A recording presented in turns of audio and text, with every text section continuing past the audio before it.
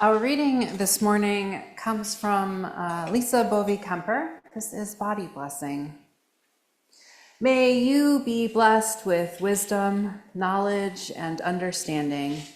May your intellect take you far on your journey. You have been blessed with reason and free will. It is your call every day to use these gifts. May you be blessed with voice. May you learn the complex nature of truth-telling. The ability to speak truth in love is something that requires honesty, empathy, and care. You are challenged every day to seek the joy that comes with sharing your truth compassionately, as well as listening to others. May your heart be filled and blessed with love. May you know the agony of heartbreak as it is intertwined with the elation of true love. Your heart is a strong and resilient organ, one that will be with you until the end of your time on earth. May you heed the wisdom of your heart and always trust the truth it tells. You are blessed with the gift of sexuality. May you always remember that you are a beloved child of God. Your body is sacred and belongs to you alone. May you live into the full expression of your identity as a human being, embracing your true sexual and gender identity. The gift of sexuality brings with it many rewards as well as great responsibility. May you always retain power over your own being, striving toward mutually fulfilling and just relationship. When you were a baby, your tiny hands were your first contact with the world. Before you could see more than a few feet in front of your face, you grasped the finger of your loved ones. You catch yourself with your hands when you fall, and you express love and comfort to others with them too. May your hands be gentle and strong. May you use them to carry light into the darkness and rest to the weary. May your hands always find the greatest place of need, beginning with your own, and may the Creator of all things hold you in the palm of their hand wherever you go. May you be blessed on your journey. May you remember that growth happens on the journey and that you are never alone. May you always remember that you are a whole person, that each of these parts work together. We offer blessings upon each other, body, mind, and spirit. May you be guided by compassion and truth, justice and love.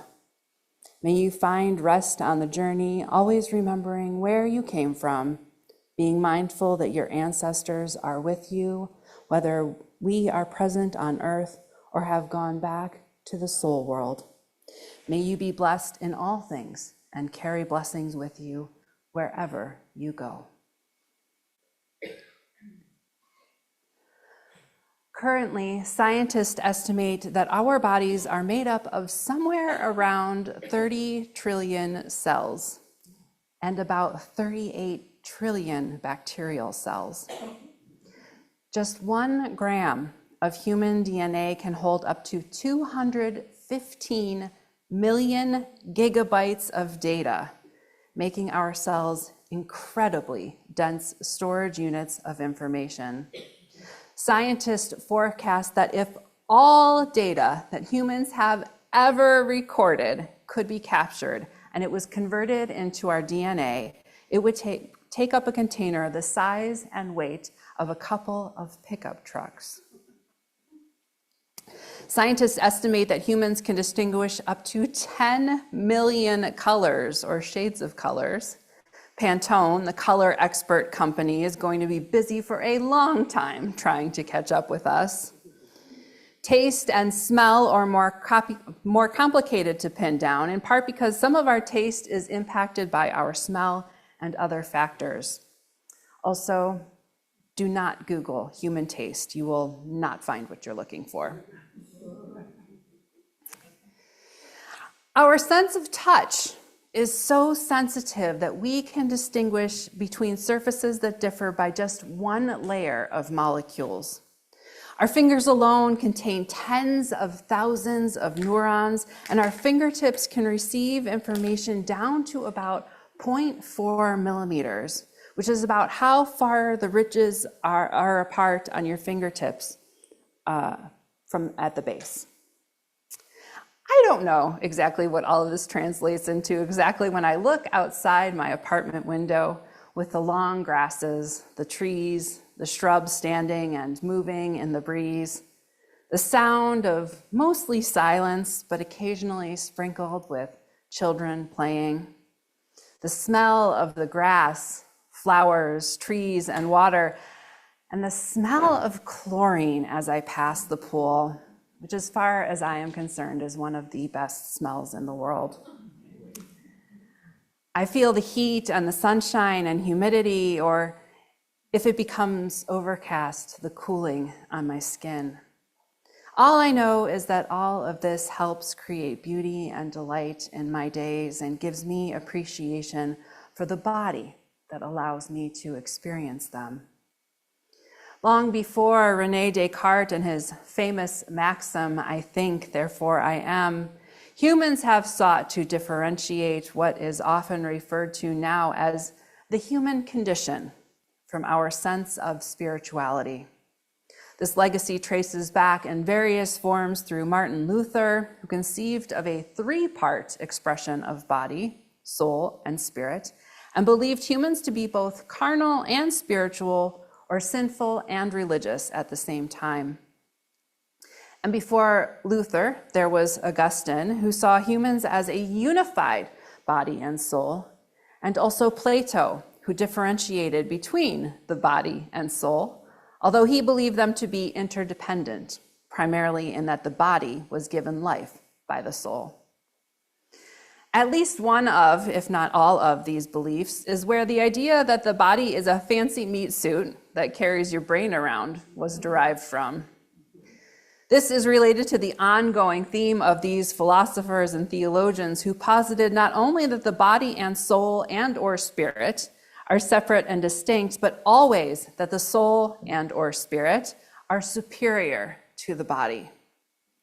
Not unlike Wayne Dyer's often used quote that, "You are not a human being having a spiritual experience, you are a spiritual being having a human experience." For a long time, these ideas resonated with me. Of course, the soul is superior as an expression of human enlightenment and embodiment metaphysically of ourselves. Souls aren't fallible and broken like our bodies can be. Souls are not limited the way that our bodies can be. Souls are perfect, unlike our bodies.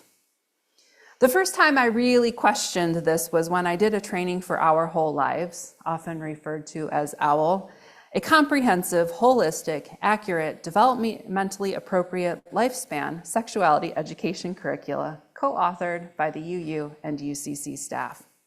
It is written for people from kindergarten age through older adults in 7 different programs. It covers a range of topics, including relationships, gender identity and expression, sexual orientation, sexual health, and influences on sexuality. One of the first questions we were asked in that training had to do with why sexuality education matters.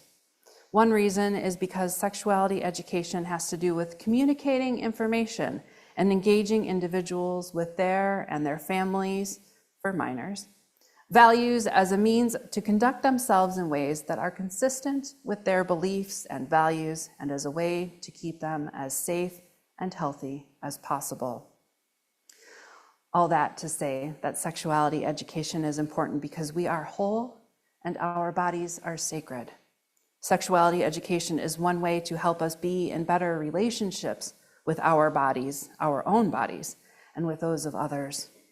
Whatever we might think about the body and soul's relationship, our bodies are worthy of love, respect, and care. We need our bodies to experience the world. delighting in the sunshine, feeling the warm or cool water on us, tasting foods, stopping and smelling the roses. Even just lying in bed thinking about things are all experiences that you have in your body. Cole Arthur Riley writes in her book, This Here Flesh, Spirituality, Liberation, and the Stories That Make Us. I am disinterested in any call to spirituality that divorces my mind from my body, voice, or people. We get to contemplative spirituality by descending into the stories that reside in our bodies. For me, she says, most simply, contemplative spirituality is a fidelity to beholding the divine in all things, in the field, on the walk home, sitting under the oak tree that hugs my house, a sacred attention. Unitarians and Universalists have long been heretical for a variety of reasons, including their primary named theological stances on Unitarianism and Universalism.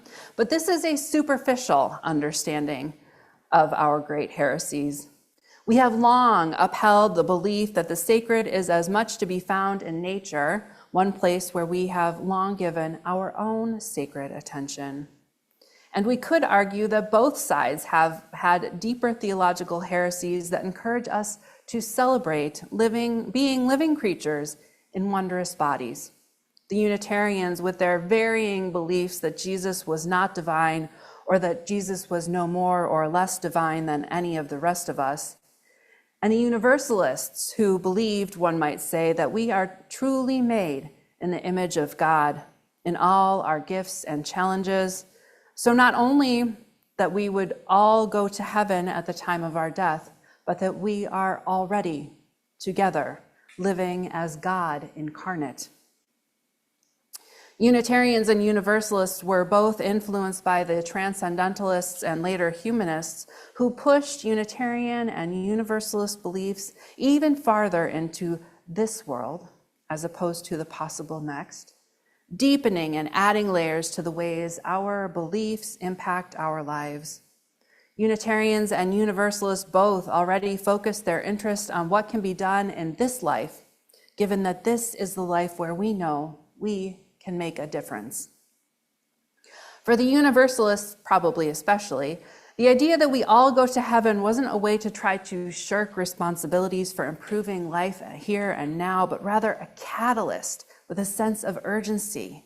We have but this one life in which to make change and impact the world for the better. Let us make good use of it. Even in this context, as a society, we are taught to look outward for delight, wonder, beauty, and other things. We move through forests and woods, delight in flowers and gardens, take to beaches, seek to go places, and do things. We feel a sense of accomplishment and satisfaction when items are crossed off our lists. We have biked or hiked or flown or rode or ridden or strolled or stepped or rolled or wheeled our way through whatever we have sought. Riley writes in her book, wonder includes the capacity to be in awe of humanity, even your own. It allows us to jettison the dangerous belief that things worthy of wonder can only be located on nature hikes and scenic overlooks. This can distract us from the beauty flowing through us daily. For every second that our organs and bones sustain us is a miracle. When those bones heal, when our wounds scab over, this is our call to marvel at our bodies, their regeneration, their stability or fragility. How often do you sit and wonder about the miracle of your own body, of the way your breath moves in and out of your lungs, your blood moves through veins and arteries? Do you think about the incredible amount of work it takes for your muscles to move, or how things go into being able to see or smell or to touch something? I remember learning about muscle extension and contraction in high school and just being in awe at the number of elements that go into making that movement happen. That was all I could think about then for a long time when I would move in my chair or play sports. Mostly, I know this can be true for me, I bet we notice our bodies when something goes wrong or we push ourselves too far. When we injure something or something stops working well, or we grow surprise things that aren't supposed to be there, or we use surprise muscles, or there's some other change that we notice impacting how we get around and live our lives. Our dominant socioculture context tells us that bodies don't matter so much. In some ways, our general current medical practices reinforce this belief. The rush to find a diagnosis and fix something reinforces the beliefs that our bodies are machines meant to be addressed with an answer, rather than as a complex living organism and a miracle layered with other miracles. Even as we're taught to look outside ourselves for wonder, these same spaces and creatures and the interconnected webs of existence are still often treated as things to control, to dominate, to subjugate, to exploit, much as we view our own bodies. I heard a podcast once with an expert of the Hebrew scriptures who observed that the way that the Bible was translated, with God giving dominion over the animals and all creatures, that was a mistranslation. A better translation would have been that humans would be stewards of animals and all creatures, meant to take care for and provide for them. How much might be different if we understood ourselves as stewards of animals and living things and the land and the water and everything that makes up the earth?